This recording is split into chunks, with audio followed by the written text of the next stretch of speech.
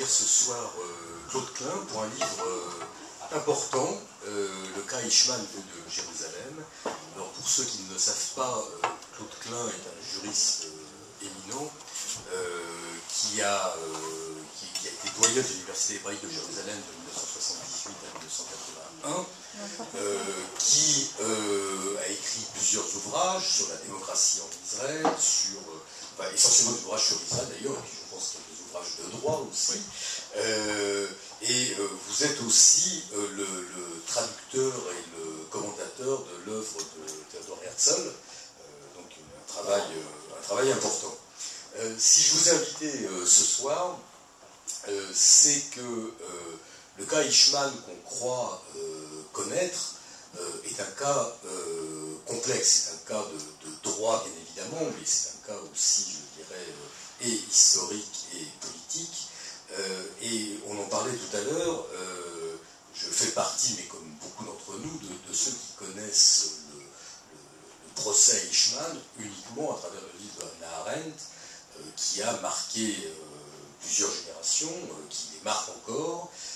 Et ce qui m'a passionné dans ce livre, et qui est encore une fois, je le répète, qui est un livre important parce que c'est un livre qui, contrairement à celui de Hannah Arendt, est d'ailleurs un livre, et par ailleurs un livre de juriste, mais aussi est un livre qui, comme l'indique le sous-titre, c'est le procès Eichmann vu de Jérusalem.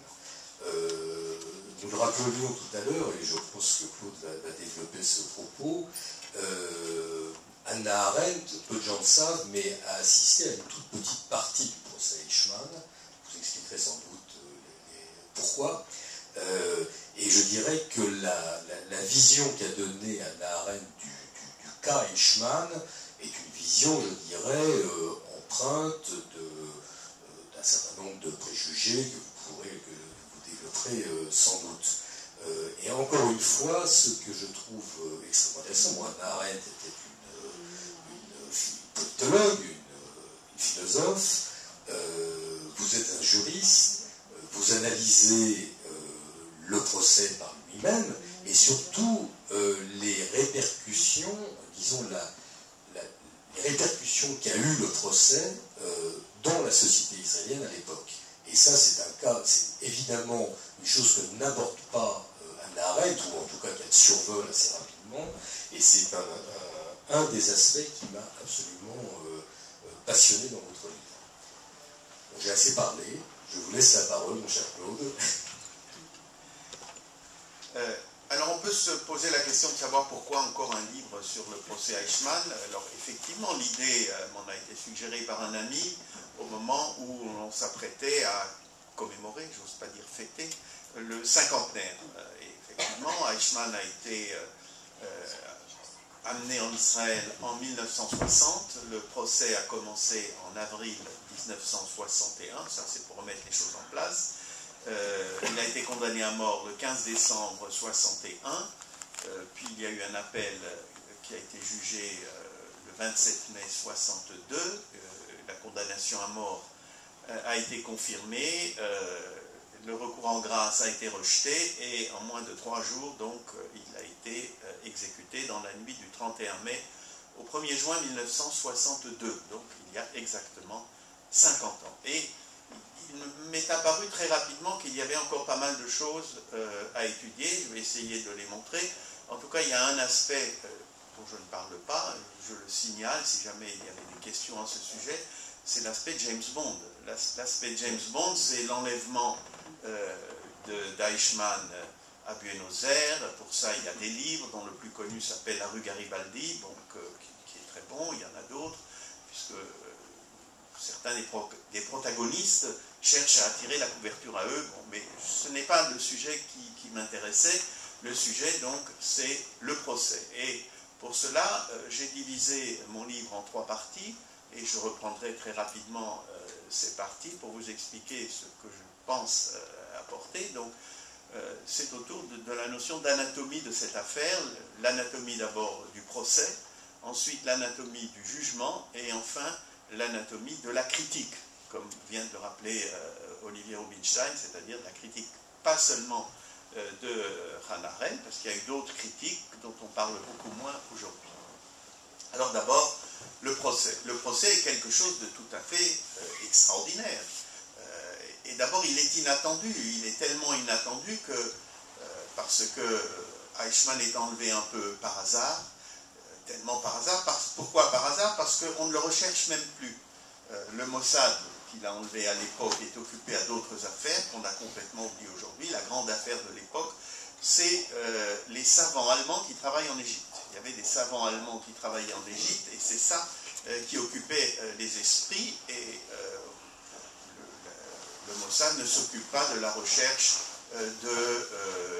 de nazis. Et il a fallu qu'un homme très particulier, un juif allemand, qui s'appelle, qui était le procureur de Francfort, et qui lui a appris où était Eichmann et a pratiquement obligé les Israéliens à l'enlever, à l'amener en Israël. Et donc c'est ce qui s'est fait. Et alors, pour le jugement, commence le grand premier problème, c'est au fond quelle est la base juridique. Et c'est ça, la base juridique du jugement. Or, nous avons une loi, oui, nous avons une loi qui existe toujours, qui est donc la grande loi de 1950, qui s'appelle le châtiment des nazis et de leurs collaborateurs. Alors il y a autour de cette loi quelque chose d'extraordinaire que peu de gens savent, c'est qu'on a adopté cette loi en 1950, pas du tout pour les nazis. Pourquoi? Parce que personne n'imaginait en 1950 qu'un jour il y aurait un nazi en Israël. Qu'est-ce qu'un nazi viendrait faire ici? Et donc c'est une question qui n'occupait personne. Ce qui occupait les gens, c'était autre chose. Voilà, on parle de 1946, 47, 48, c'est-à-dire avant la création d'Israël et juste après. Un homme marche dans la rue, et puis un autre le regarde et lui dit « Mais toi, je te reconnais, tu étais mon capot à Auschwitz. » On crie, on s'assemble, on jette des pierres, on menace de le tuer, puisque la foule s'excite très vite, on appelle la police qui arrête la personne juste pour la protéger en réalité, puisqu'on va la lyncher.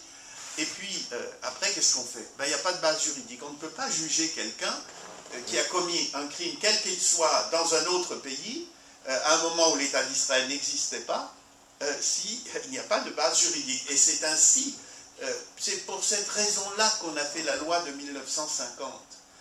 Qui est venu au fond un peu par hasard, et alors on a mis oui les nazis, mais on ne pensait pas du tout, on pensait aux capots, c'est ce qu'on appelle des capots. Et pour ceux qui ne le savent pas, il y a eu au moins 50 procès de capots en Israël, entre 1950 et 1964. Le dernier a eu lieu en 1964.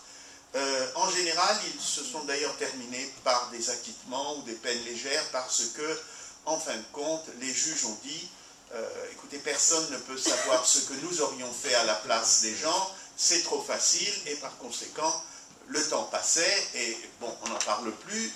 Il y a quand même encore un certain nombre de mystères, c'est qu'on ne connaît même pas le nombre exact de jugements, parce que pour connaître les jugements en Israël, là je parle comme juriste, il y a les recueils de jurisprudence, et les recueils ne publient pas toutes les décisions, c'est une sélection qui est faite par un comité, et il y a des gens qui ont fait pression au comité, les familles, parce que ça c'est vraiment infamant d'avoir un père, un grand-père, un oncle, etc., où il y a des femmes aussi, qui ont été des capots, et donc les procès, beaucoup de procès ne sont pas publiés. Donc le chiffre de 50 que je vous donne est une approximation, personne ne le sait exactement, aussi longtemps que les archives ne sont pas ouvertes. Mais donc ça c'était la première raison. Et alors, bon, les archives ne sont toujours pas ouvertes. Non, ces archives-là ne sont pas ouvertes parce que, bon, il y a un côté de protection de la famille. Et elles sont fermées pour combien de temps? Personne ne le sait. Personne ne le sait. Non, il n'y a pas de date, mais je pense qu'à un moment, on les ouvrira, parce qu'il y a beaucoup de gens qui travaillent là-dessus, et qui travaillent, d'ailleurs, je vous le signale au passage, parce que c'est un sujet assez intéressant, ces procès de capots. Il y a une autre série de procès de capots sur lesquels on travaille maintenant, c'est que dans les fameux camps de personnes déplacées qui étaient en Allemagne en particulier, où plusieurs centaines de milliers de juifs ont défilé, il y avait des procès de capots. Mais c'est des procès qui ont été en quelque sorte improvisé par les gens qui étaient... Parce que le même phénomène se passait là-bas. Il y a un grand camp de personnes déplacées, 1000 personnes, 2000 personnes, notamment en Bavière. La plupart étaient en Bavière ou en Autriche. Et on dit, ben, celui-là, il était mon capot. Et donc, qu'est-ce qu'on peut faire? On fait un procès.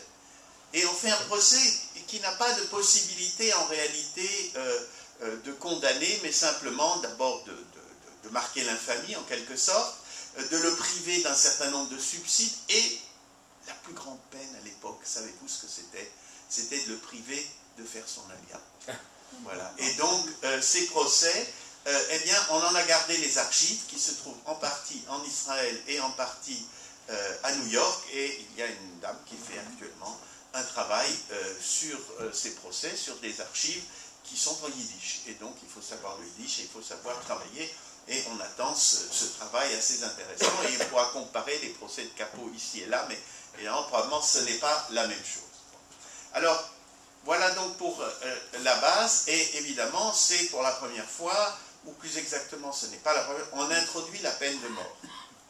Alors, il faut que je dise quelque chose sur la peine de mort, parce que on dit beaucoup de choses autour de la peine de mort en Israël. La peine de mort pour les crimes de droit commun a été abolie en 1953. Mais cela signifie qu'au moment de la loi de 50, elle existait toujours. Et que donc, quand on a mis qu'il y avait la peine de mort pour les nazis et leurs collaborateurs, etc., ça n'était pas une exception. Ça n'est devenu une exception, comme nous le voyons aujourd'hui, qu'après 1953. Deuxièmement, la peine de mort existe toujours dans un certain nombre de cas. Deux autres cas. L'un, c'est désertion en temps de guerre, éventuellement. Et le dernier cas, c'est en vertu d'une législation mandataire sur des actes de terrorisme qui peut être prononcé, c'est-à-dire ça a été institué par les Anglais, qui peut être prononcé par des tribunaux militaires. Simplement, l'État d'Israël a pris la décision, en particulier après 1967, de ne jamais requérir et donc de ne pas prononcer la peine de mort. Elle a été prononcée une fois, mais elle a été commuée. Et donc ça, c'est une décision politique. Donc la peine de mort existe toujours dans ces hypothèses, dans ces trois hypothèses que je viens de signaler. Alors maintenant, sans vouloir me lancer dans un cours de droit, je voudrais examiner donc la grande question de la compétence. Comment Israël peut-il justifier la compétence, sa compétence, d'autant plus évidemment que le jour même où commence le procès, le 11 avril 1961, l'avocat d'Eichmann, maître Robert Servatius, qui est un Allemand, qui a été choisi, qui est d'ailleurs payé par Israël parce que personne ne voulait le payer et la famille Eichmann n'avait pas de quoi le payer, donc il a fallu modifier la loi, parce que la loi israélienne ne permettait pas à des avocats étrangers de plaider, donc on a modifié la loi pour le permettre. À vous signaler que c'était un homme de droite, mais ça n'a jamais été un nazi, parce qu'on a fait un examen à ce sujet, alors qu'il avait fait ses premières armes à Nuremberg. Il a été l'un des avocats d'un des grands nazis de Nuremberg, condamné à mort et exécuté, Sauckel, qui était responsable des travailleurs dans l'Europe occupée. Et donc Servatius, le 11 avril, ou 12 avril, se lève et dit, voilà, je fais une requête, comme on fait dans les procès, je demande au tribunal de se déclarer incompétent. Si je peux me permettre, ce qui avait été exactement l'attitude de Maître Vergès lorsque Klaus Barbie avait été enlevé. Ça a été à peu près dans le même cas de figure. Oui. Alors, sauf que Vergès plaidait surtout autour de l'enlèvement. Oui. L'enlèvement ici, c'est mineur, j'en dirais un mot. Est-ce que le fait que quelqu'un ait été enlevé empêche le tribunal de pouvoir le juger? Mais c'est une question relativement mineure. Donc, se pose la question de la compétence. Alors là, je vous signale aussi quelque chose qui s'est avéré être assez amusant, n'est-ce pas? À ce procès, à Jérusalem, dans le Beth Ha'am, aujourd'hui Gérard Bachar, qui était à l'époque une des grandes salles de Jérusalem, pratiquement la seule. On a même dû accélérer sa construction, puisque la salle n'était pas finie, il n'y avait pas d'autre salle. La Cour suprême siégeait au Migrash Harussim, et dans une toute petite salle, avec une basse-cour à côté, on entendait les coqs constamment pendant les procès. Et ils y sont toujours, les coqs, la cour n'y est plus. Et donc, il a commencé donc par plaider cela. Or, à ce procès, il y avait 250 à 300 journalistes, c'était quelque chose d'extraordinaire. On vient du monde entier. Les grands journalistes français, je vous rappelle, Frédéric Potcher, un jeune avocat qui s'appelle Robert Badinter, qui a 33 ans à peine, et bien d'autres encore qui viennent. Il y en a même un qui se paye le luxe, ça je l'ai découvert grâce à un de mes amis, de publier des articles dans 5 journaux différents sous 5 noms différents. C'est assez extraordinaire, Jacques Nobécourt. Ah oui. Oui, Jacques Nobécourt. Qui était au Monde. Qui était au Monde, oui, après. Et donc il était à la Croix, et il écrit dans le Canard enchaîné, il écrit dans des journaux de province, et chaque article est différent, je les ai. Chaque article est différent, et voilà, donc il couvre un peu comme ça.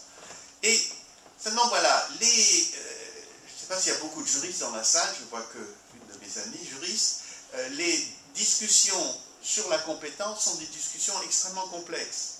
Et pour les juristes, c'est du pain béni, si j'ose dire, mais alors pour le non-juriste, il n'y a pas plus ennuyeux.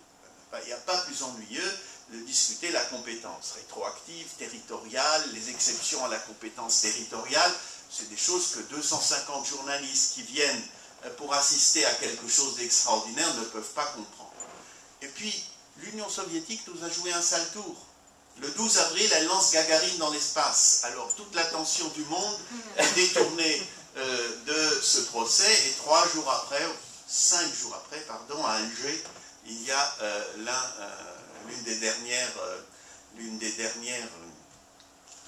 petites révoltes, celle des généraux, je crois. Donc, ça fait beaucoup de choses qui captent l'attention, qui détournent l'attention. Mais alors, tous ces journalistes qui sont venus du monde entier, à l'époque, on ne voyage pas autant encore, ils ne sont pas contents, parce qu'on est là, on discute d'un cas qui s'est déroulé en Australie 50 ans avant, etc. Même Hannah Arendt n'est pas contente non plus, parce que tout ça, c'est pas vraiment très intéressant. Mais c'est ce qu'il faut quand même discuter. Et le tribunal, je crois, l'a compris assez vite, parce que ça aurait pu durer encore longtemps. C'est une question difficile, je vous expliquerai tout à l'heure comment elle a été résolue, mais pour mettre fin à la discussion, le tribunal a recours à une technique juridictionnelle qui est assez intéressante. Il dit, voilà, je vais dire si oui ou non j'accepte, mais je donnerai les motivations plus tard. C'est-à-dire, je donnerai les motivations au moment du jugement final. Donc, le tribunal dit, eh bien, nous sommes compétents, nous rejetons la demande de Servatius, et dans le jugement, il y a 100 pages sur cette question. Alors, on aurait pu dire, d'abord, il faut écrire les 100 pages maintenant, mais alors ça aurait repoussé encore, donc on ne le fait pas, et c'est ce qu'on fait assez souvent à l'heure actuelle aussi. C'est dans des affaires comme ça, on dit oui ou non, mais les motivations viendront plus tard. Alors, en ce qui concerne les raisons, pour les juristes, le tribunal n'était pas obligé de donner des raisons. Et je vais vous expliquer pourquoi. Il aurait pu même en une phrase rejeter complètement. C'est que la raison pour laquelle Israël est compétent, ou plus exactement le tribunal de district de Jérusalem est compétent, c'est qu'il y a une loi. Et à l'époque, il n'est pas possible de contester une loi. Par conséquent, à partir du moment où il y a une loi, le tribunal peut dire, écoutez, vous pouvez dire ce que vous voulez, vous pouvez penser que c'est immoral, que c'est pas juste, vous pouvez dire tout ce que vous voulez, mais une loi est une loi. On ne peut pas contester une loi. Et Israël faisait partie à l'époque de ces pays, comme la France à l'époque aussi, commençait tout juste depuis la Constitution de 58, mais en tout cas dans ce type d'affaires non plus, où il n'est pas possible de contester une loi. Aujourd'hui, ce n'est plus le cas. Donc aujourd'hui, vous pouvez contester la constitutionnalité d'une loi, et donc le tribunal aurait pu dire, ce n'est pas la peine que j'entre, moi je suis obligé d'appliquer la loi, il n'y a aucune raison pour moi d'entrer dans ce jeu. Alors maintenant, la compétence. Alors la compétence, il y a plusieurs problèmes, il y a un qui est territorial, et il a l'air facile, c'est peut-être même le plus facile.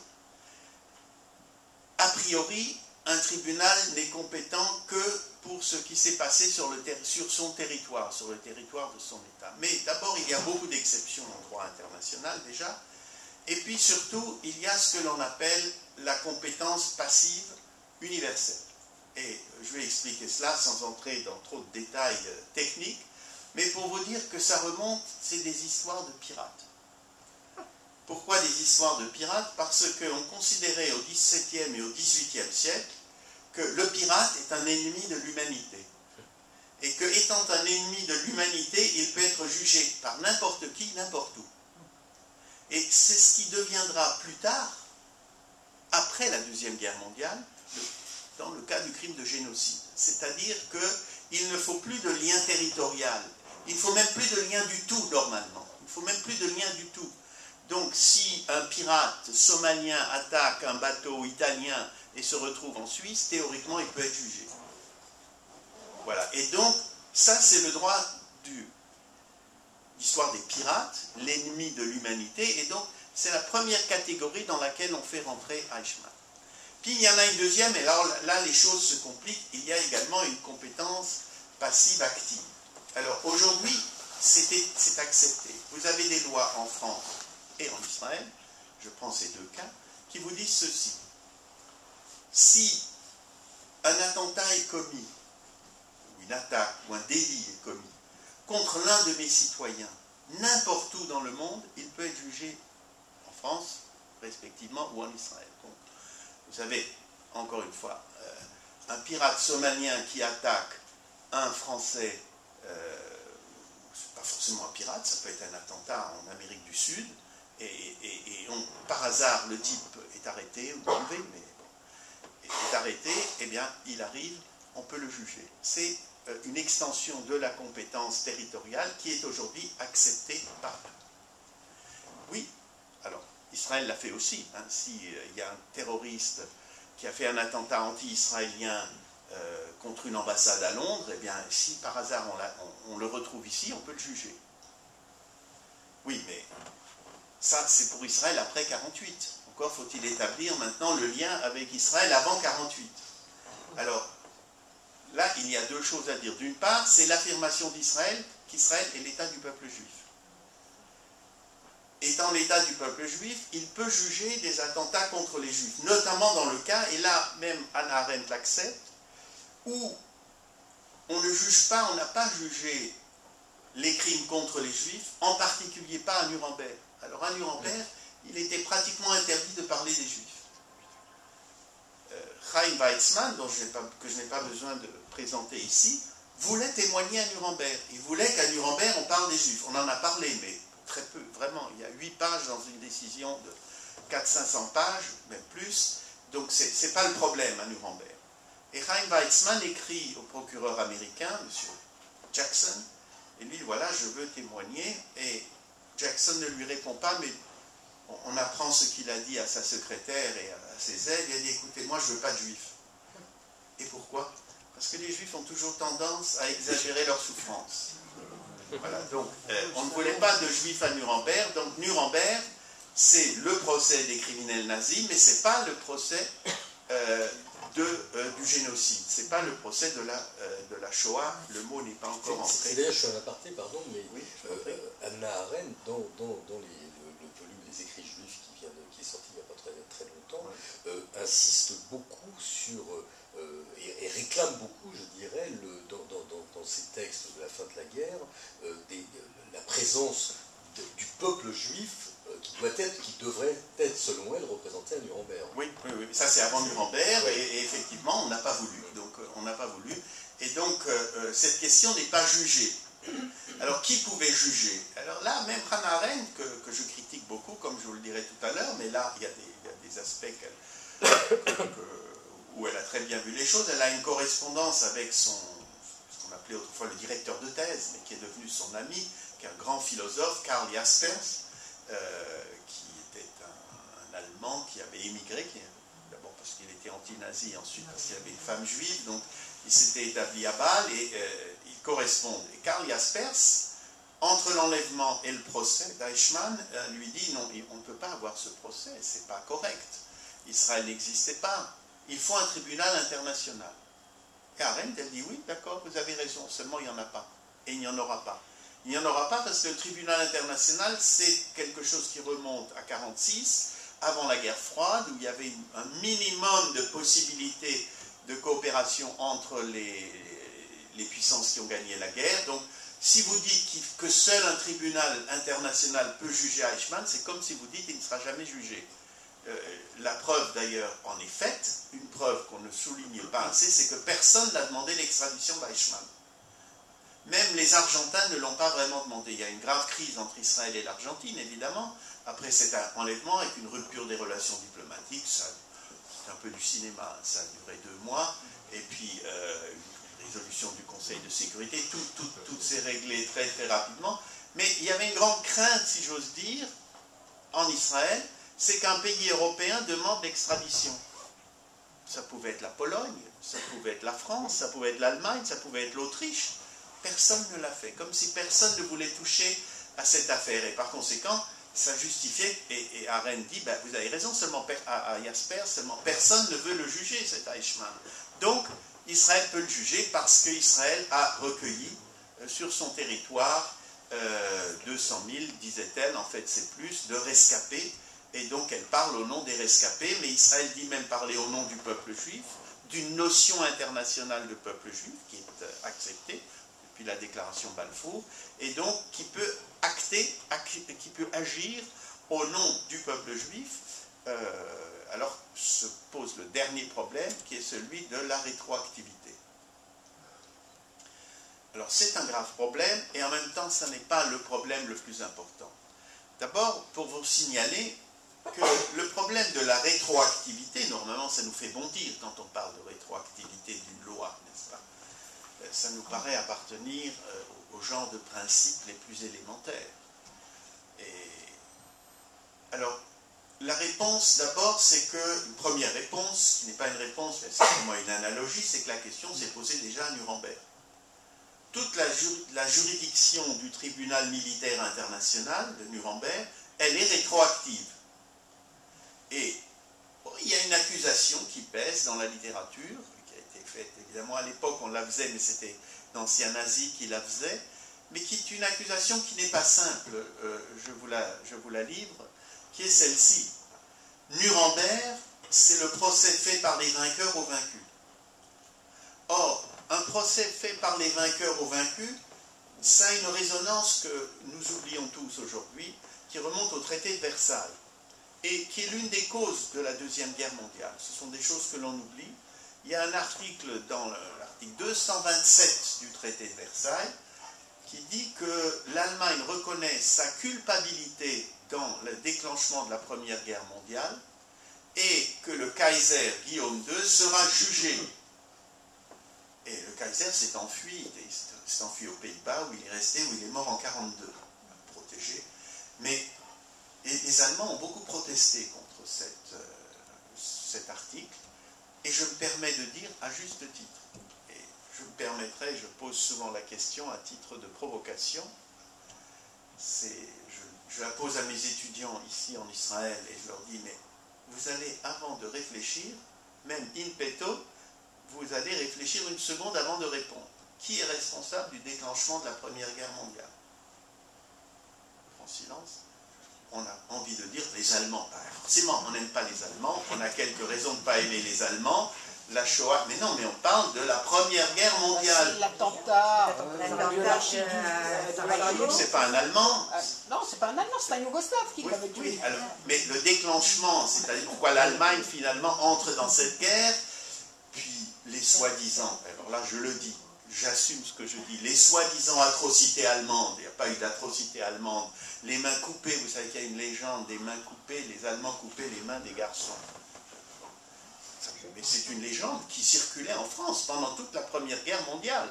Ça n'a jamais existé. Donc la Première Guerre mondiale, les Allemands ne sont pas plus coupables que les Français, je le dis très clairement, ou que les Anglais, ou que les Autrichiens, ou que les Russes, et même Poincaré était quelqu'un qui était président de la République à ce moment-là, qui avait pas mal envie d'aller à la guerre à ce moment-là. Et donc quand on dit en 1919, le traité de Versailles, quand on dit l'Allemagne est responsable, on la met au banc de la société, c'est une chose qui a été très mal vécue en Allemagne et Hitler a fait son beurre là-dessus. Hitler a fait son beurre sur la culpabilité allemande, les réparations, les sommes absurdes que l'on a réclamées à l'Allemagne, qu'elle était incapable de payer, qui ont provoqué tout ce que l'on sait, et donc, ce n'est pas du tout une excuse pour Hitler, n'est-ce pas, mais il faut bien avoir cela en tête, et donc, quand on dit Nuremberg, c'est la justice des vainqueurs, alors pour les gens qui connaissent l'histoire, ça veut dire, attention, 1919. Attention, ne pas commettre la même erreur. D'autant plus, je vous le signale, que même si à Nuremberg, on a beaucoup parlé d'atrocités, il ne faut pas dire qu'on n'a pas parlé d'atrocités, on a même projeté des films, c'est une séance très connue. Le crime le plus grave à Nuremberg, c'est le crime contre la paix. C'est le fait d'avoir déclenché la guerre. Je vous signale d'ailleurs que ce n'est pas l'Allemagne qui a déclaré la guerre à la France et à l'Angleterre, mais l'inverse, et qu'il y a un mot historique entre guillemets d'Hitler, c'est que quand l'ambassadeur, je crois qu'il s'appelait Coulondre, est venu donc présenter la déclaration de guerre, Hitler lui a dit « l'histoire jugera ». Bon, oui, l'histoire a jugé, mais c'est la France qui a déclaré la guerre à l'Allemagne. Et donc, il faut faire extrêmement attention. Donc, il ne faut pas que ce soit une revanche ou que ce soit une nouvelle justice des vainqueurs contre les vaincus. Alors, la réponse à la rétroactivité, je vais la présenter peut-être de façon un peu technique, mais même des non-juristes peuvent comprendre. La non-rétroactivité porte essentiellement sur des questions de compétences, elle ne porte pas sur les crimes. Est-ce que l'acte qui est imputé, comme disent les juristes, est un acte qui était répréhensible au moment où il a été commis? La réponse est oui. Il n'y a aucun doute que les crimes commis étaient répréhensibles et que tout le monde le savait. J'y reviendrai peut-être tout à l'heure à propos de Hannah Arendt. Et par conséquent, la rétroactivité ne devient plus qu'un aspect purement procédural. Purement procédural. Pour vous donner un contre-exemple, que je n'ai pas développé dans le livre, c'est la première fois que j'en parle. Il y a eu un cas de rétroactivité pénale extrêmement grave pendant l'occupation allemande, sous le régime de Vichy. À un moment, il y a eu tellement d'attentats de la résistance, que le gouvernement de Vichy a établi la peine de mort, qu'on pouvait non pas comprendre, mais enfin, ça allait presque de soi. Sauf que elle rétablissait, on l'a beaucoup reproché au ministre de la Justice de l'époque, qui était un monsieur très bien d'ailleurs, M. Joseph Barthélemy, un professeur très connu, très libéral, mais qui s'était embrigadé là-dedans, et donc il avait accepté que cette peine de mort soit appliquée rétroactivement, c'est-à-dire à des actes commis avant que la peine de mort ne soit prononcée à l'encontre des résistants. Et là, ça, c'est complètement différent. C'est complètement différent.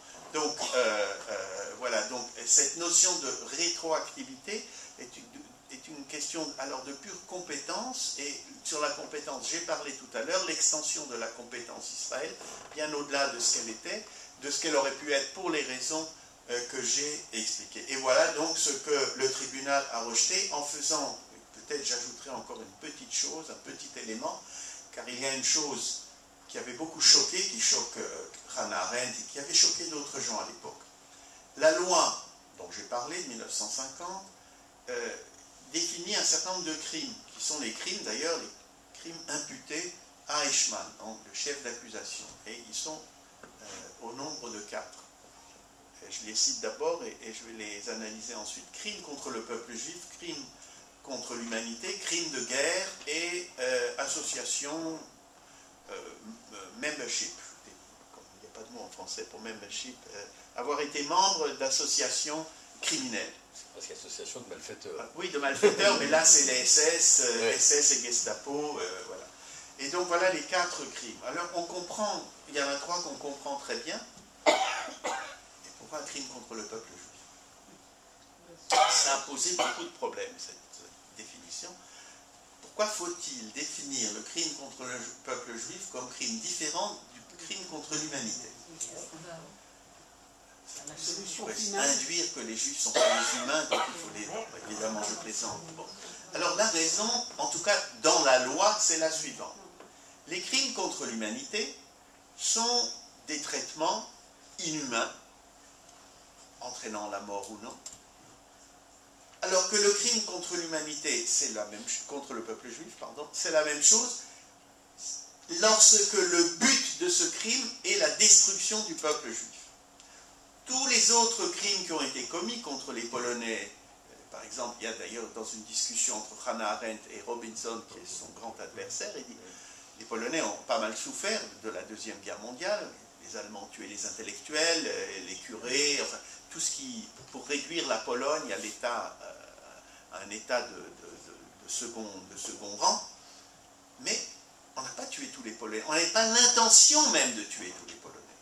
Il n'y a que pour les Juifs qu'il y avait cette intention. À tel point même que la destruction des Juifs, Robinson le montre, se poursuivait à des moments où elle était contraire aux intérêts directs, stratégiques allemands, même tactiques allemands, à des périodes où vraiment c'était absolument inconcevable, comme si c'était vraiment la destruction du peuple juif, c'est ce qui prime.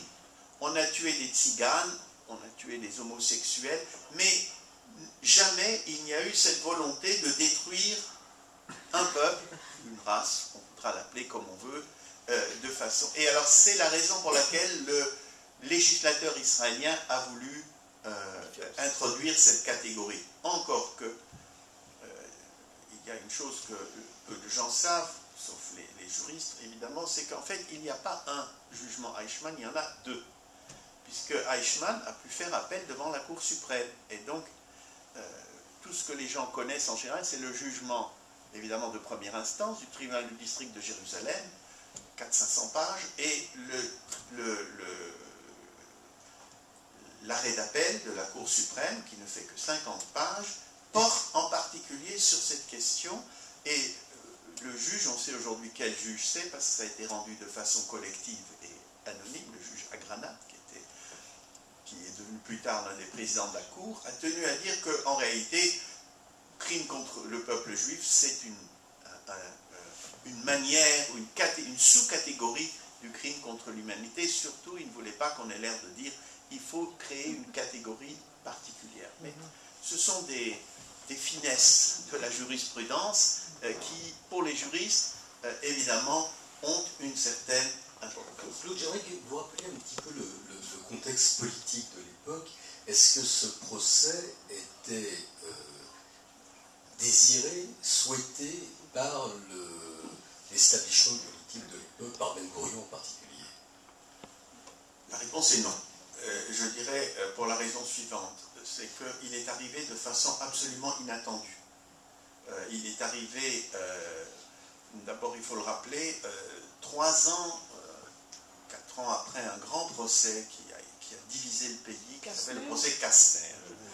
Le procès Kastner, pour les gens qui ne le savent pas, c'est un procès, en fait un procès en diffamation mené par M. Kastner contre un journaliste du nom de Grunwald, et qui avait accusé Kastner d'avoir été un collaborateur des nazis en Hongrie, dans la période la pire, qui est la période eichmannesque. La pire, c'est la période qui va de mars 1944 à octobre 1944, puisque dans ces quelques mois, le judaïsme hongrois qui avait réussi à survivre a été complètement détruit, et par Eichmann, puisque Eichmann arrive le 19 mars 1944, il arrive le jour où les Allemands envahissent la Hongrie, puisque jusque-là les Allemands n'avaient pas envahi la Hongrie, le régime collaborait avec les Allemands, donc ce n'était pas la peine d'envoyer des troupes en Hongrie, et le régime commence à comprendre évidemment que les Allemands ne vont pas gagner la guerre, déjà en mars 1944 c'est évident, et donc il veut se détacher, alors les Allemands envahissent la Hongrie, et donc Kastner est là, il est à la tête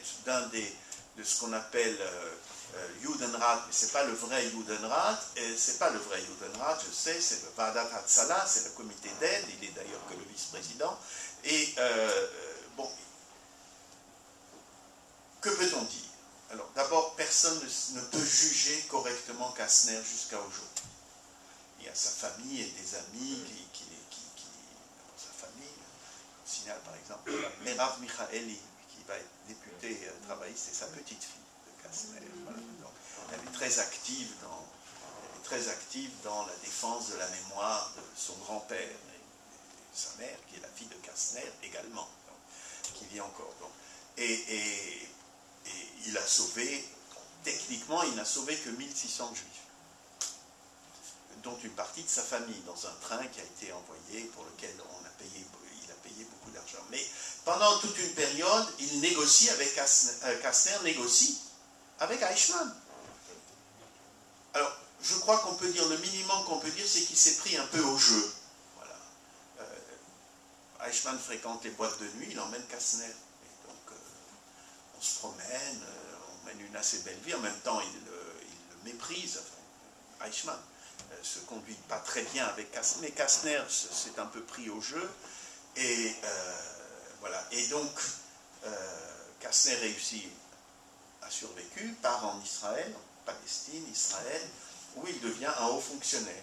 Et surtout qu'il était membre du Mapai, et donc il y avait cette accusation faite par les révisionnistes, qu'on appelle ici les révisionnistes, c'est-à-dire le Herut, Begin et tous ces gens à l'époque, qui accusent le Mapai d'avoir collaboré, de n'avoir pas fait ce qu'il fallait, et donc Kastner devient en quelque sorte le symbole de tout cela, et le procès, qui était un procès en diffamation, où c'est Kastner qui attaque Grunewald, devient un procès où l'avocat de Grunewald, qui est devenu très célèbre à l'époque, qui s'appelait Tamir, qui est devenu plus tard ministre de la Justice dans le premier gouvernement de Begin, Tamir fait de ce procès quelque chose d'extraordinaire, réussit à renverser, et Kastner, le pauvre Kastner, est condamné, plus exactement, il ne gagne pas son procès, Grunewald est acquitté, et l'un des juges, le juge qui s'appelle Alevi, qui sera dans le procès Eichmann après, a cette phrase,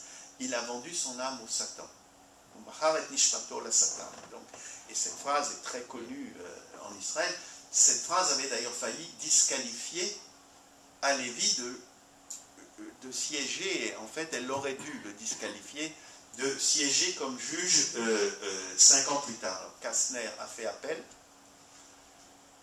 Il a été acquitté, il a gagné en appel, mais il a été assassiné. Il a été assassiné dans des conditions mystérieuses. On a arrêté les gens qui l'ont assassiné, mais on ne sait pas qui les a poussés. Donc les uns disent le Mossad, toujours des théories conspirationnistes. Ce qui est vrai aussi, c'est que ces gens qu'on a arrêtés ont été libérés rapidement. Donc, je dirais que l'establishment politique n'était pas très non, pas chaud du tout. pour... Pas du tout. On avait peur que soit soulevée la question du Judenrat, oui, qui souvent était tenue par des gens du Mapai, et donc c'est d'ailleurs la raison pour laquelle, je dirais presque, c'est un peu méchant ce que je vais dire, mais je le dis quand même, c'est comme dans le fameux procès Zola à l'époque de l'affaire Dreyfus, la question ne sera pas posée, n'est-ce pas? Vous vous rappelez de cette phrase, la question ne sera pas posée. Et alors, le tribunal a dit, ce n'est pas le procès du Judenrat ici. Ce qui est vrai, le procès d'Eichmann n'est pas le procès du Judenrat. Ce qui m'amène maintenant à parler de la personnalité d'Eichmann et d'un aspect, je crois, où Hannah Arendt s'est trompée. Alors là, vraiment, elle s'est trompée. Elle a accusé d'abord Israël d'avoir monté un procès spectacle. Show trial. Alors, les mots ont toujours un sens. Et quand vous dites procès-spectacle, en 1961, on pense au grand procès de l'Union soviétique et d'autres, des démocraties populaires, où on a monté des procès-spectacles, Slansky, ou dans les procès des années 36, qui étaient des procès-spectacles, avec une première différence fondamentale, c'est que ces gens étaient innocents. Personne n'a jamais soutenu qu'Eichmann soit innocent, même Hannah Arendt. Hannah Arendt ne le soutenait pas.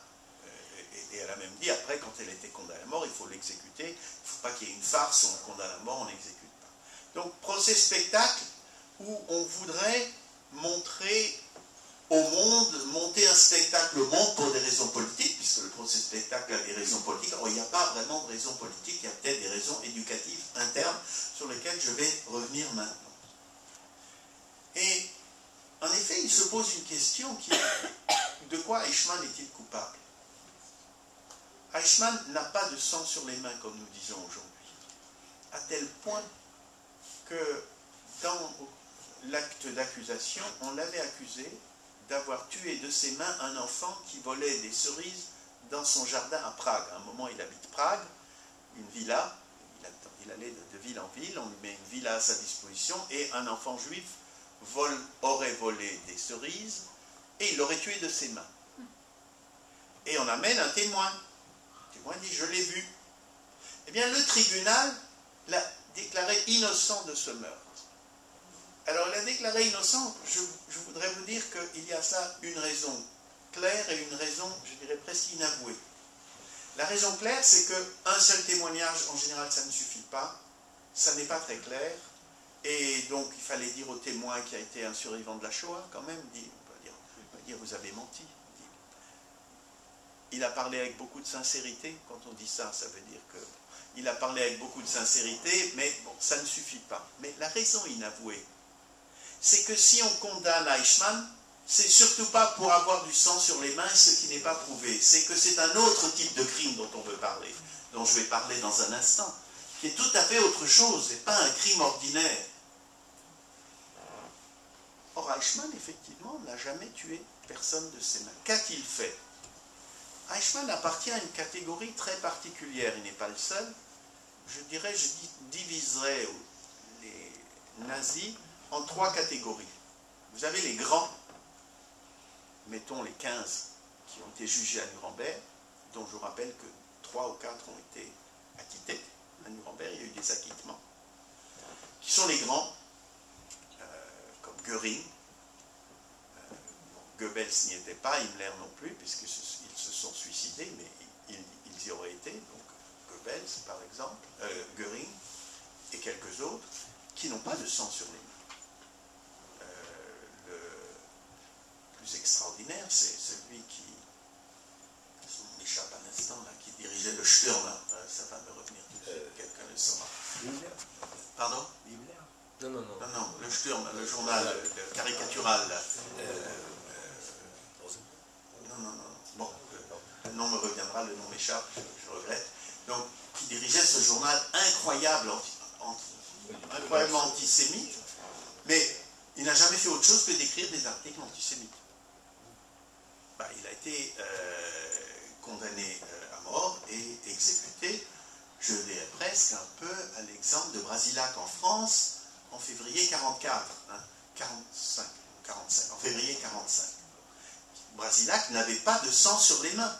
Il faut que ce soit bien clair. C'est un sang indirect, si je puis dire. Donc ça, c'est une catégorie, la grande catégorie. Puis vous en avez une deuxième tout en bas. Alors ça, c'est des gens qui sont à Auschwitz, qui tuent, voilà. Et puis il y a une espèce de catégorie intermédiaire. Les Allemands ont inventé un très beau mot pour ça, et certainement des gens qui savent l'allemand ici, Schreibtischtäter. Schreibtischtäter, c'est un grave, oui, mais c'est un criminel de papier, n'est-ce pas? Je crois que Vidal-Naquet a parlé à un moment de criminel de papier. Donc, c'est-à-dire celui qui ne bouge pas de sa table de travail et qui ne fait que signer. Mais il signe des ordres. Quels ordres? Alors, je vais essayer de l'expliquer quand même rapidement, parce que je le résume en général de la manière suivante. Alors, on a dit qu'Eichmann était un spécialiste des trains. C'était un aiguilleur. On ne va pas tuer quelqu'un parce qu'il sait bien diriger les trains. Non, mais alors diriger les trains, ça voulait dire ceci, chez Eichmann. Chaque train doit avoir 1500 personnes. S'il y a moins de 1500 personnes, c'est du gaspillage. S'il y en a plus, c'est du désordre en bon français, pour ne pas employer un autre mot. Donc, il ne faut surtout pas qu'il y ait moins de gens. Et lorsqu'à un moment un train part de Bordeaux avec beaucoup moins de gens, il envoie un télégramme qui figure au dossier. Scandalisé. Il ne faut pas que ça se reproduise, sinon vous allez entendre parler de moi. Et puis, il y a l'autre aspect. Je ne veux pas me lancer, je parle de la Shoah et de choses évidemment terribles, donc j'évite de parler trop de choses terribles, mais la Shoah, c'est une industrie. Tuer 6 millions de personnes, de juifs, il n'y a pas eu que des juifs, c'est une industrie. Ça doit être organisé, sinon c'est le désordre. Donc, à Auschwitz, vous envoyez des trains de 1500 personnes, Auschwitz ou Majdanek ou Treblinka, vous envoyez des trains, si vous en envoyez trop, la capacité d'absorption n'existe pas. Et donc les gens, ils vont être sur les quais, ils vont être partout dans les baraques, les gens qu'on ne tue pas tout de suite, et donc ça n'est pas possible. C'est insupportable. Ordnung muss sein. Il faut que l'ordre règne. Et donc, si vous n'en envoyez pas assez, c'est du gaspillage. Donc il y a un monsieur qui fait ce compte-là. Que les trains circulent avec exactement le nombre de personnes, bon, ce n'est pas une unité près, mais que exactement on envoie constamment le nombre de personnes qu'il faut et que ça correspond à la capacité d'absorption. Éventuellement, on pousse Auschwitz, il va souvent à Auschwitz, Eichmann, et il pousse le commandant, le dernier, Hess, oui, il le pousse à augmenter les capacités d'absorption, mais on adapte toujours les envois à cela. Ça, c'est de l'industrie. Ça, c'est un bon industriel qui sait travailler. Voilà, c'est ça, Eichmann. Alors, à l'inverse, je dirais ceci, il y a un moment assez, je dirais presque pittoresque, si j'ose dire, au cours du procès, qui va vous montrer quelle est la difficulté. À un moment, le procureur Gideon Hausner, qui était l'ennemi juré de Mme Hannah Arendt, on ne sait pas pourquoi, enfin on ne sait pourquoi, alors qu'ils ne se connaissaient même pas, j'en parlerai, il demande à verser au dossier le journal de Hans Frank. Alors Hans Frank, c'est le gouverneur général de la Pologne. La Pologne était définie Generalgouvernement par les Allemands, et donc il est le gouverneur général de la Pologne. Et c'était un graphomane, et il tenait un journal, 30 volumes, où il décrit jour par jour ce qu'il fait. Et donc c'est un document précieux. Et donc Hausner demande au tribunal la permission de verser cela au dossier. Voyez un peu ce document, c'est-à-dire que les juges sont priés d'examiner ces documents pendant le délibéré, pendant les quelques mois, ce sera d'août à décembre, et donc, alors, on doit demander à la défense, est-ce qu'elle accepte? Donc, on se tourne vers la défense, et maître Servatius, acceptez-vous? Et Servatius dit oui, je n'ai rien contre, mais j'ai quand même une question. 30 volumes, vous dites.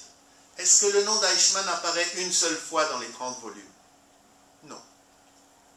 La réponse est non. Ça veut dire que le jugement, le procès est le procès d'un homme. Et quand on juge un homme, on juge ses actes, on ne juge pas l'ensemble. Et c'est là toute la difficulté autour de l'analyse de Hannah Arendt qui dit, et non, vous avez voulu faire le procès de la Shoah, Ben-Gurion a dit d'ailleurs une fois, c'est le Nuremberg du peuple juif. Et le tribunal, notamment par la bouche du président, Moshe Landau, un grand juge, les trois juges, c'était les trois seules personnes que Mme Arendt trouvait, qui ait trouvé grâce à ses yeux, parce que c'était des Yékés. Voilà. C'est quand même des juges allemands, au point, dit-elle, dans un mot que pour ceux qui ont lu Proust, je dirais, je l'appelle dans mon livre, un mot que la duchesse aurait pu prononcer. Et elle avait des mots, n'est-ce pas, extraordinaires, la duchesse, du genre, Dreyfus de son île écrit des lettres un peu trop flamboyantes, alors il dit, les juifs devraient changer d'innocent. Trouvez-vous un autre innocent, il n'est pas bon celui-là. Et là, elle dit, mais au fond, je ne comprends pas, dit Hannah Arendt, pourquoi ce procès ne se déroule pas en allemand. Tout le monde parle allemand. Et effectivement, il y a eu des moments presque cocasses au cours du procès, vous pouvez le voir dans ce film qui existe, ce film qui est une bande d'actualité. Au procès, il y avait une traduction simultanée en français, anglais, allemand, hébreu. Tout ce qui se disait devait être traduit dans les trois autres langues, sauf quand il y avait du polonais ou du yiddish, on amenait encore un autre interprète. Et bon, la traduction, ça prend du temps, surtout dans plusieurs langues, et donc il faut que quelqu'un parle. Eichmann parle. Alors, quand il a fini de parler, on laisse le traducteur continuer, et le tribunal s'impatiente, comme il a compris ce que Eichmann a dit, il lui répond. Et alors, pour que ça aille plus vite, il lui répond en allemand. Et alors, on a des moments comme ça qui durent 15-20 minutes, où les trois juges parlent en allemand, et tout le monde est perdu, parce que les traducteurs ne savent plus quoi faire, ça provoque un affolement extraordinaire, et parfois, sur des choses, par exemple, notre ami Eichmann a expliqué quel était l'impératif moral selon Kant. Et on a été absolument stupéfait de découvrir qu'il le savait, qu'il connaissait Kant très bien. Et donc, ce procès, c'est le procès d'un homme, mais c'est en même temps le procès de la Shoah. Alors, le président du tribunal, je disais, sentir en consacrant une première page, la première page du jugement, je la cite intégralement dans mon livre, où il dit ceci. Alors nous avons entendu beaucoup de gens, de témoignages au cours de ce procès, effectivement tout le monde connaît ces témoignages, épouvantables, horribles, etc. Et il lui dit, mais savez-vous, ça n'a aucun rapport avec le procès. Ici, nous avons jugé un homme, Eichmann. Il fallait, pour la mémoire, et il s'est laissé, le tribunal s'est laissé un peu forcer la main, il le reconnaît, il fallait laisser parler les gens. Mais nous n'oublions jamais que vous avez une mère qui déclare, là, qui est venue, on a tué son enfant qui était dans ses bras, on l'a fusillée, elle est tombée dans une fosse, on l'a ramassée, elle se retrouve 20 ans après en Israël, elle a refondé une famille, elle est là, elle hurle. Quel rapport avec Eichmann, théoriquement? Et donc, le tribunal dit, tout ça, nous l'avons écouté, mais ça n'a rien à voir. C'est comme s'il y avait, moi j'écris dans mon livre, il y a eu deux procès. Celui d'un homme, Adolf Eichmann, selon les règles du droit pénal, qui sont des règles difficiles, des règles claires, que notamment les droits de la défense, je dois le dire d'ailleurs, sont des règles mieux établies dans le droit anglo-saxon que dans le droit français, beaucoup mieux, et elles ont été suivies, même l'avocat d'Eichmann l'a reconnu.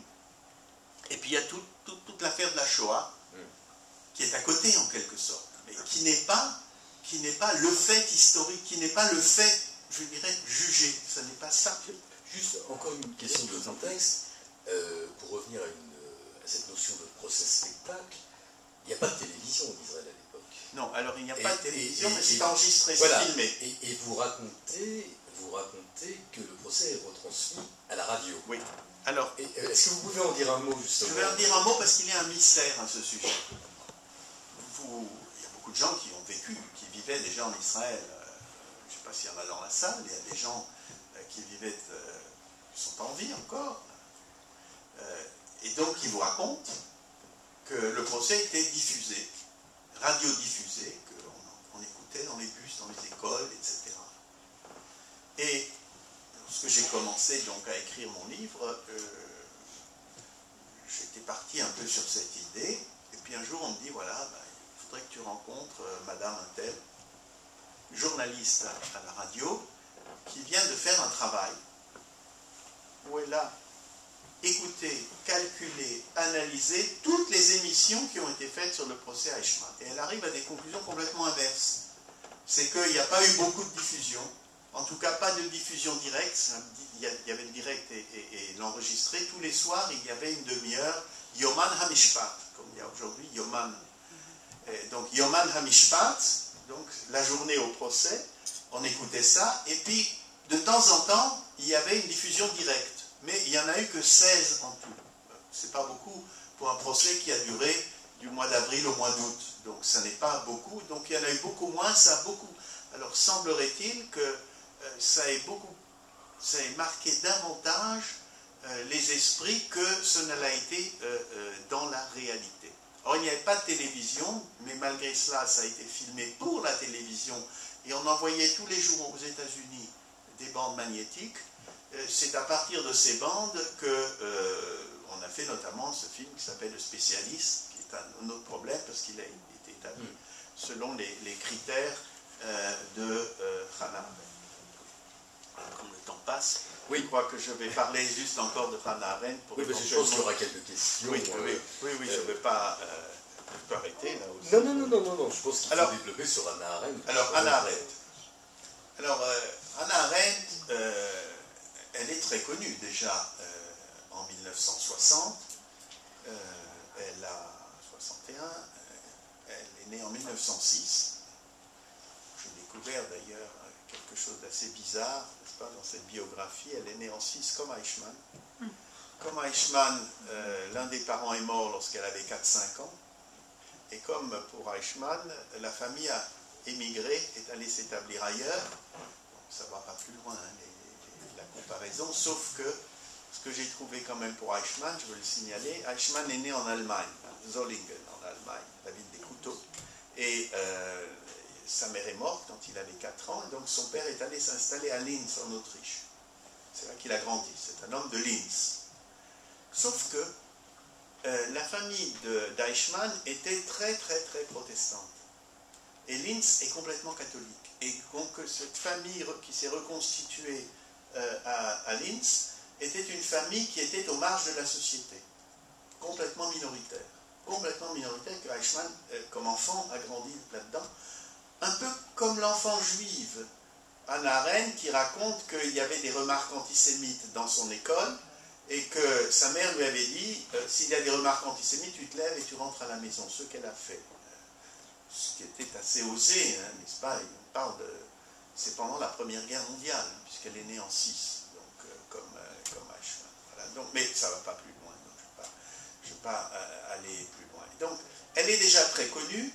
Je vous rappelle, tout le monde n'a pas en tête complètement la carrière, la vie de Hannah Arendt. Donc, elle est née en 6. Elle était très brillante et à l'âge de 18 ans, c'est-à-dire en 1924, elle commence des études de philosophie. Et elle est tellement brillante que son professeur tombe amoureux d'elle. Je ne sais pas qui a séduit qui, et en tout cas, il y a eu séduction. Et j'en parle pas dans mon livre, hein, je vous dirai tout de suite pourquoi. Ce professeur s'appelait Martin Heidegger. Et Martin Heidegger, qui est peut-être l'un des plus grands philosophes du XXe siècle, mais qui est devenu nazi. Alors, la question de Heidegger, autour d'Heidegger, n'est pas s'il a été nazi ou non, il a été nazi. La question est quelle importance ça a. Bon, en tout cas, je pense que je n'ai pas voulu parler de cela, je ne cite que Heidegger une seule fois, mais pas pour cette affaire. Et donc elle commence sa carrière, et visiblement elle se prépare à devenir quelqu'un, elle écrit déjà des choses importantes, mais arrive 1933. Et arrive 1933, elle a 27 ans à peine. Et elle arrive à s'enfuir, elle est arrêtée un moment, elle arrive à s'enfuir, elle arrive à Paris. Et elle vit à Paris jusqu'en 1941. Alors en 1941, il se passe encore des choses. Elle est internée à Gurs, d'où elle arrive à s'enfuir avec sa mère. Et elle a toujours quand même de la chance à travers ses malheurs, si j'ose dire.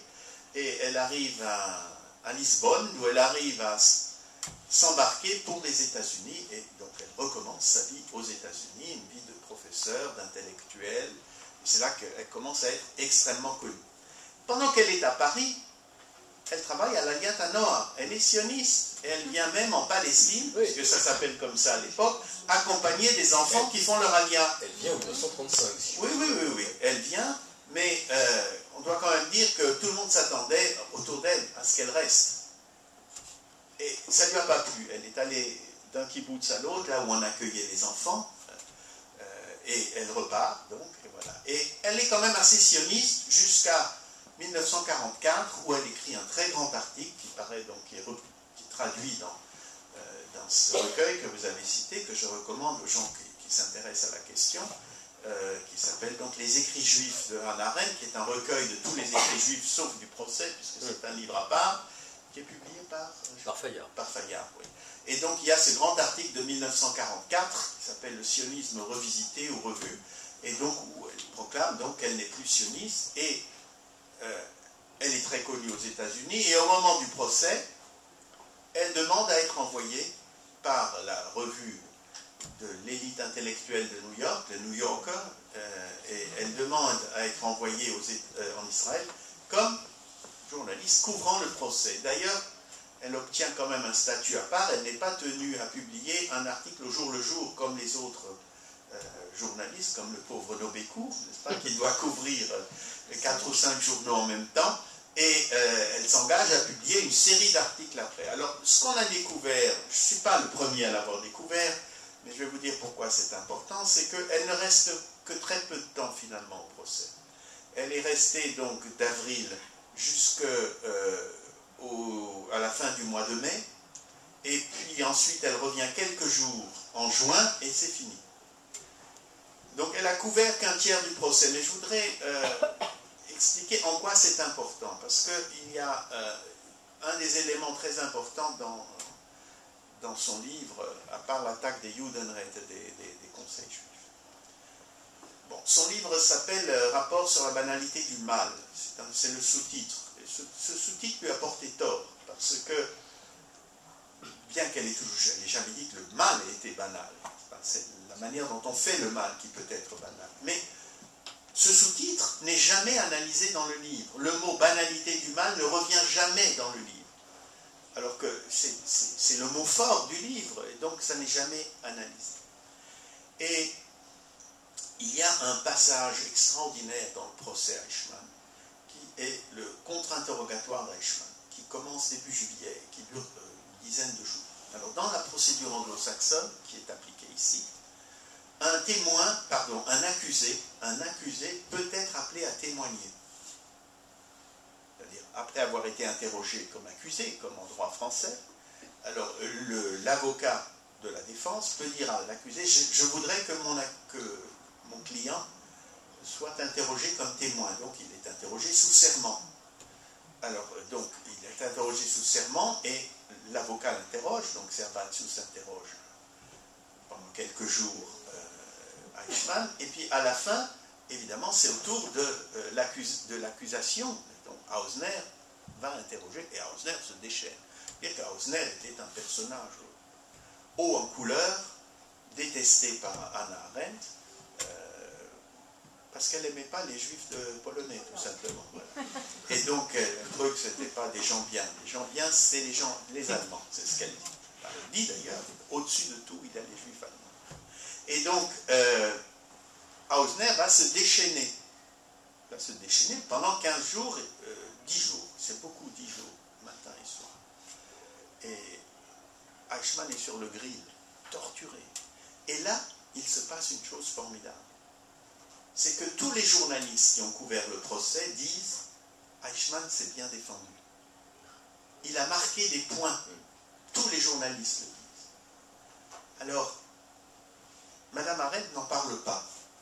Alors, on peut imaginer deux raisons pour lesquelles elle n'en parle pas. D'abord, parce que ce n'est pas commode pour elle d'en parler, puisqu'elle soutient qu'Eichmann était nul. C'était un falot, dit-elle, qui n'avait pas de pensée. Thoughtlessness, Gedankenlos, thoughtlessness. Il n'avait aucune pensée et qu'il était falot. Il savait à peine l'allemand, il parlait un allemand nazi, bureaucratique, nul. Et donc là, il a montré le contraire.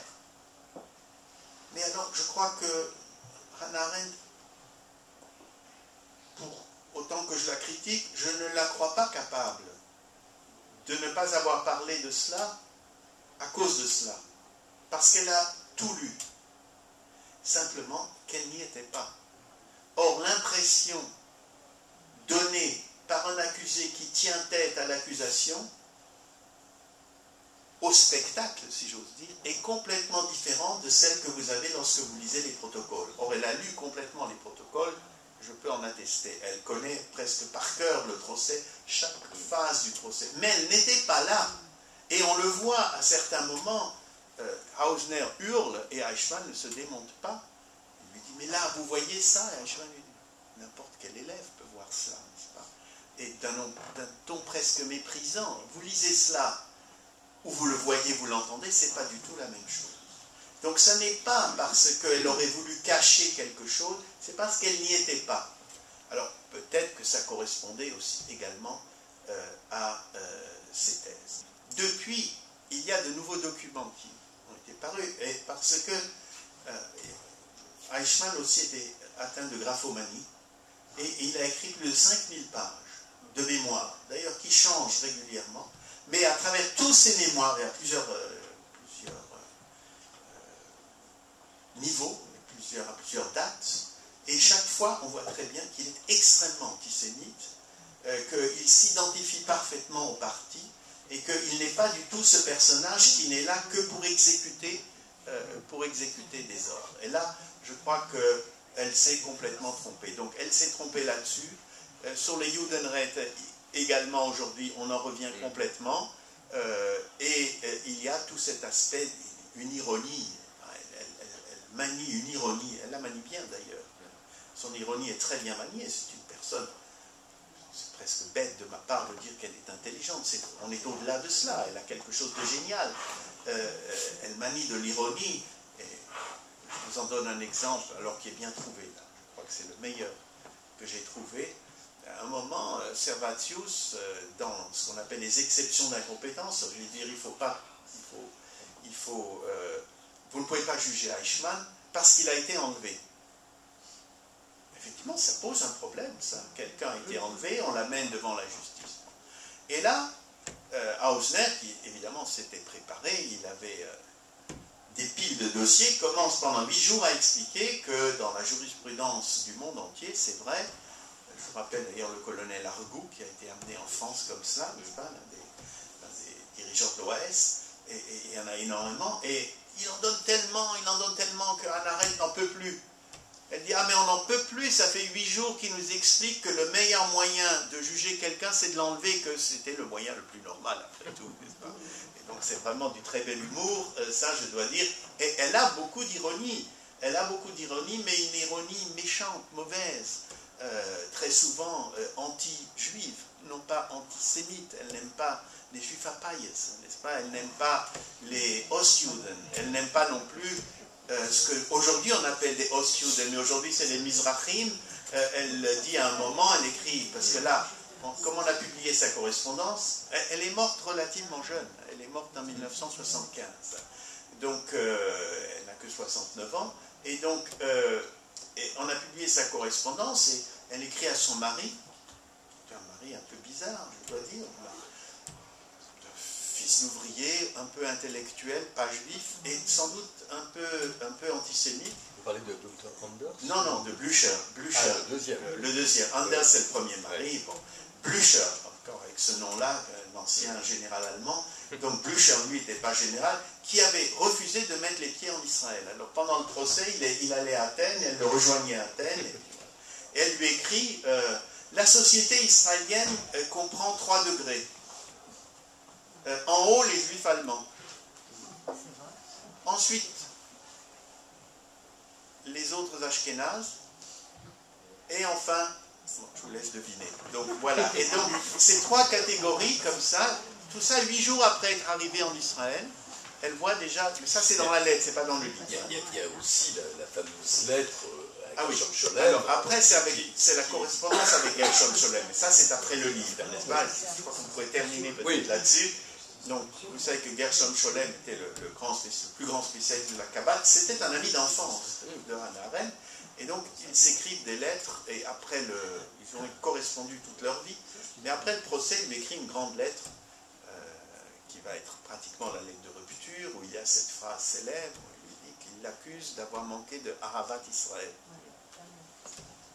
Elle lui répond qu'elle ne connaît pas de Ahavat d'un peuple, elle ne connaît que Ahava entre les hommes et les femmes, n'est-ce pas, entre les personnes, et non pas pour des groupes collectifs. Et cette lettre marquera donc leur rupture. Voilà, je pense qu'on peut rester là. Quelles ont été les réactions en Allemagne, et en particulier dans le monde juridique allemand, au procès de... Ce qu'on peut dire là, c'est ceci. C'est que le procès Eichmann, sur le plan judiciaire, a déclenché en Allemagne un processus qui n'existait pas jusque-là, qui est une série de procès, dont notamment ce qu'on appelle le grand procès d'Auschwitz, le procès de Francfort, qui a duré plus de 2 ans. Et je dois dire que ce procès a provoqué en Allemagne une prise de conscience et la tenue d'un certain nombre de procès. Donc je crois qu'il a eu un effet, j'ose pas dire bénéfique, mais un effet réel dans ce domaine.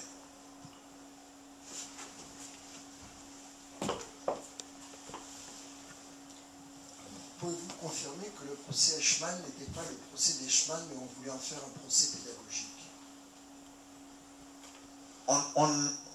Il est devenu un procès pédagogique, c'est certain. C'est-à-dire, comme j'ai expliqué, c'est la thèse que je défends dans mon livre, c'est qu'il y a 2 procès parallèles.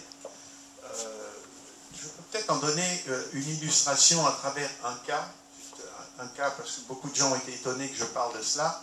C'est ce que j'appelle l'affaire Rachel Auerbach. Alors, Rachel Auerbach était une survivante du ghetto de Varsovie, et qui au début voulait restée en Pologne, et quand elle a vu que les communistes ne faisaient rien, elle l'empêchait en réalité de travailler, parce que ce qu'elle voulait, c'est collationner les témoignages. Donc elle décide de venir en Israël, où elle arrive en 1951, et très rapidement, elle va travailler à ce qui deviendra Yad Vashem. Et elle développe une méthode qui était inconnue jusque-là. Yad Vashem peut travailler en fait dans deux directions, et au départ, on ne travaillait que dans une seule direction, c'est-à-dire de la recherche historique. Et Yad Vashem était conçu à ce moment-là comme presque une annexe de l'université hébraïque, d'ailleurs dirigée par un professeur à l'université qui se trouvait également être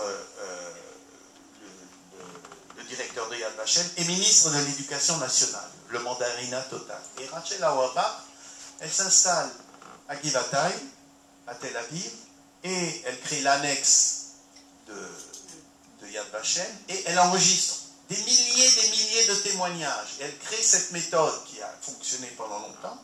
On enregistre des témoignages. Et lorsque le procès arrive, elle dit, mais attention, il faut amener des témoins, pas seulement des témoins simples. Pour Eichmann, il y avait des témoins pour Eichmann. Les gens, Kastner ne vivait plus, mais il y en avait d'autres. L'adjoint de Kastner, qui s'appelait Joël Brandt, faire des 10 000 camions pour sauver 1 million de juifs, etc. Et donc il y a des gens qui avaient travaillé avec Eichmann, on pouvait amener cela comme témoins. Mais non, dit-elle, il faut amener des témoins, et c'est elle qui lance ce mouvement. Et donc c'est ainsi que le procès part dans deux directions différentes. Et qu'on décide qu'il y aura, en termes de témoins, il y a eu exactement 110 témoins. 110 témoins, soigneusement choisis. D'ailleurs, il y a eu autour de cela un certain nombre, pas de scandale, mais de discussions. Est-ce qu'on n'a pas évité, par exemple, on ne voulait pas trop de Hongrois, parce que le problème de la Hongrie, c'est Kastner, etc. Mais 110 témoins, un Français seulement, Dr Wellers, qui est un personnage très connu, qui a fait Georges Wellers, qui a fait un témoignage extrêmement important sur Drancy, où il y a eu un rôle d'Eichmann par rapport à Drancy, puisque c'était un des points de passage. Donc oui, c'est également un procès pédagogique, mais c'est venu un peu comme ça, au dernier moment et par hasard. Oui, vous disiez tout à l'heure des conséquences que le procès Eichmann a eu en Allemagne. Est-ce qu'en Israël, on n'a pas eu exactement le même phénomène? Je veux dire par là, c'est que jusqu'au procès Eichmann, on parlait très peu de la Shoah en Israël. Et à partir du procès Eichmann, on a commencé à être conscient de ce qui s'est passé en Allemagne jusqu'à la fin de la guerre. Oui, l'an dernier, en tout cas, autour du cinquantenaire, il y a eu un certain nombre de colloques autour du procès, et justement cette question a été posée. C'est-à-dire, la vision, je dirais, habituelle, c'est celle que vous venez de présenter, c'est que jusqu'au procès, on ne parle pas de la Shoah ici, on veut l'ignorer, on ne veut pas dire que les Juifs se sont laissés mener à l'abattoir, enfin vous connaissez toutes ces choses-là, et tout d'un coup, le procès libère la parole. Et donc, certains journalistes, historiens, contestent cette vision, et je crois qu'on distingue un peu aujourd'hui de la manière suivante. Il y a la parole dans l'espace public et la parole dans l'espace privé. Alors, dans l'espace privé, la parole existait. Il y a des familles où on ne voulait pas parler, des rescapés qui ne voulaient pas parler à leurs enfants, mais ça existait. Alors que dans l'espace public, effectivement, on en parlait peu, ça ne correspondait pas à l'image de ce que j'ai appelé dans un autre livre, l'homo hebraicus, l'homme nouveau qu'Israël veut créer, Ben Gurion veut créer. Donc, c'est d'ailleurs pour ça qu'on parlait plus, lorsqu'on parle de Shoah, on parle de Gvura, puisqu'on veut souligner l'héroïsme davantage. Il y a eu des actes d'héroïsme, mais on ne peut pas mesurer les deux, on ne peut pas les comparer. C'est d'abord la Shoah, c'est-à-dire la souffrance, le sacrifice, etc. Et donc, effectivement, dans l'espace public, vous avez raison, la parole s'est libérée, et c'est depuis cette époque que la Shoah est devenue... on ne parlait pas encore du mot Shoah, le mot n'existait pas encore, il y avait d'autres mots, d'ailleurs c'était intéressant, on parlait de Khurban au début, et c'est devenu un élément du discours public en Israël, comme vous le savez aujourd'hui, c'est vraiment très développé. C'était passionnant de vous entendre. Je voudrais vous expliquer à propos de la rétroactivité. Il y avait une durée limite parce que tout procès, c'est rétroactif. Je veux dire, on juge des choses qui ont été faites dans le passé. Vous parlez de la prescription, alors. Vous voulez parler de la prescription? Ce qu'on appelle en anglais statute of limitation. Oui, c'est la prescription. Oui, statute of limitation en anglais. C'est un problème pour les traducteurs toujours. Ouais, statute of limitation. Dans les cas de viol et d'agression sexuelle, on en parle ici, par exemple. C'est la prescription. Or, il y a une prescription même pour les crimes en général, mais dans la plupart des pays, dont Israël, évidemment, il n'y a pas de prescription pour les crimes contre l'humanité, pour les crimes contre le peuple juif. Tous les crimes de la loi de 1950 ne sont pas prescrits. Je garde le micro juste pour quelque chose dans un registre beaucoup plus léger. Il y a un film de Margaret von Trotta sur Hannah Arendt. Oui, qui la semaine prochaine, nous allons le voir. Vous l'avez pas vu? Vous en avez entendu parler? Et il va être joué pour la première fois la semaine prochaine. Ah, d'accord. Okay. Nous y serons. On parle de films, je voudrais votre avis sur le film de Eyal Sivan, je crois. Oui. Oui, alors, ça c'est une question très importante. D'une part, si ces questions vous intéressent, le procès, à part mon livre, il y a d'autres bonnes choses, si j'ose dire. Notamment, donc, il y a ce film qui s'appelle Le Spécialiste. C'est un film, donc, c'est une bande qu'on peut acheter. Et ce sont des bandes d'actualité tirées, c'est un montage tiré des 300 ou 400 heures de films enregistrés. Alors, c'est fait par Eyal Sivan et Ronnie Broman, qui disent dès l'abord que le film est fait dans l'esprit de Hannah Arendt. Alors, ça, c'est un peu bizarre, parce que lorsque vous faites un film, c'est-à-dire une fiction, vous pouvez très bien dire, je fais un film qui veut montrer ceci, cela, j'oriente. Mais comment faire un film, un montage à partir des images réelles qui est fait dans... c'est-à-dire que, 1, vous choisissez les images, 2, vous choisissez un ordre chronologique, et 3, vous pouvez jouer avec le bruitage. Bon, alors, ils font tout cela. Donc, ils font tout cela, par exemple, pour montrer que, vraiment, Hausner n'est pas un monsieur sympathique. Le film s'ouvre par des hurlements de Hausner. Et ensuite, on voit un témoignage, on entend des gens rire.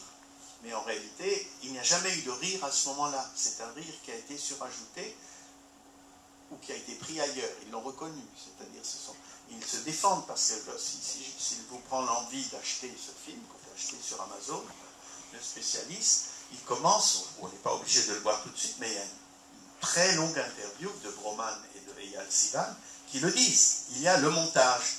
Et je dis, moi, dans mon livre, que la limite entre montage et trucage n'est pas toujours claire. Donc, les images que vous voyez sont des vraies images. Ce sont des vraies images.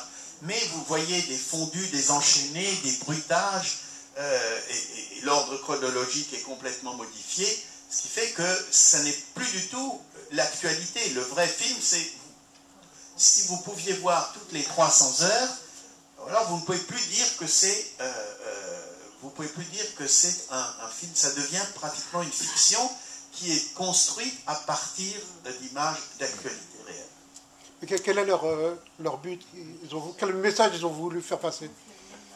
C'est Hannah Arendt, le rôle d'Israël, le rôle, en quelque sorte, de vouloir cacher un certain nombre de choses, de vouloir charger Eichmann de choses dont il n'était pas responsable, donc d'épouser complètement les visions de Hannah Arendt. Alors c'est gênant parce que, évidemment, on ne peut pas juger, mais si vous voulez, rétroactivement ou antérieurement, parce que Broman est par ailleurs quelqu'un qui a des opinions concernant le conflit et concernant la situation en Israël extrêmement affirmées, qu'on peut considérer comme anti-israélienne, c'est son droit, anti-politique israélienne, mais vraiment très très affirmée. Eyal Sivan également, encore plus fort, parce qu'Eyal Sivan est israélien, même si Ronnie Broman est né à Jérusalem, mais il n'est pas israélien. Oui, il est né, mais enfin, il n'a pas vraiment vécu ici. Et il y a le Siban qui a fait des films, par exemple, sur l'utilisation de la Shoah dans les écoles, sur Yom HaShoah dans les écoles, etc. Donc, est-ce un hasard si quelqu'un qui fait, ou deux personnes qui font par ailleurs des films et ont des activités politiques de ce type, dont on peut dire qu'elles sont légitimes, mais elles ont leurs opinions, font sur le film, sur le procès Eichmann, également l'usage de Hannah Arendt. Bien, merci Claude, merci à vous, c'était une très belle conférence. Je rappelle que le livre est en vente ici.